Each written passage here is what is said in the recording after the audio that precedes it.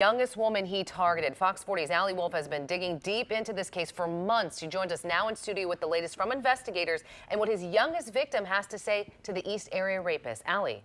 Nikki, today the Sacramento County Sheriff's Department is asking for your help to provide information to get closer to cracking the East Area Rapist cold case.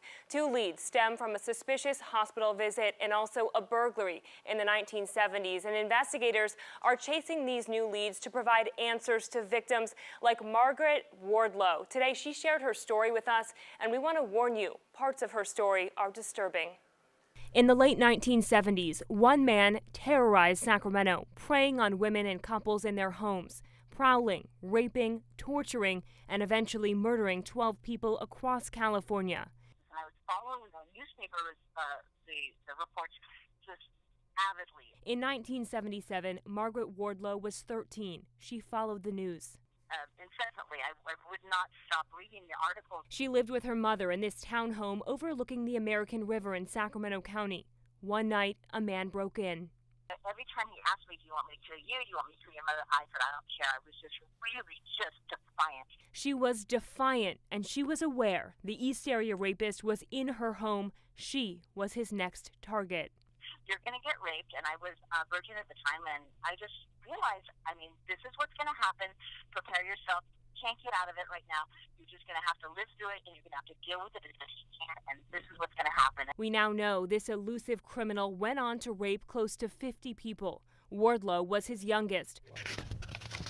Now, more than 4 decades later, investigators at the Sacramento County Sheriff's Department are meticulously poring over every possible case from the 70s that might be tied to the East Area Rapist. It is very painstaking. There's a lot of time and a lot of hours that go into this investigation. Their painstaking work has led to at least 2 new leads, and investigators are asking for the public's help identifying a strange man who showed up to the now closed American River Hospital in 1977. And they're also taking a closer look at a burglary in 1973 where the burglar's description matched that of the East Area Rapist. He left behind prescription lenses. Did they belong to the serial killer? Detectives want to find out. Mainly, we want justice for the victims in this case. There were so many victims involved in this case, and some that lived, and then you have the families that are still living, not knowing who did something bad to their loved ones. They want to provide answers to victims like Margaret Wardlow, who have spent too many years without them. I have absolute hope. And investigators believe the East Area Rapist is responsible for 12 murders. 2 of them happened in Rancho Cordova, and today marks the 40-year anniversary of that double murder. The victims were a married couple, Brian and Katie Maggiore. And here at Fox 40, we have spent months digging deeper into this case, speaking with victims and victims' family members. They tell their stories in Fox 40's first podcast series, Exposed, the East Area Rapist. Nikki? Allie, thanks so much. Let's talk about that podcast. Episode 1 of Exposed, the East Area Rapist, is available for download on iTunes, Google Play, Spotify, and Stitcher.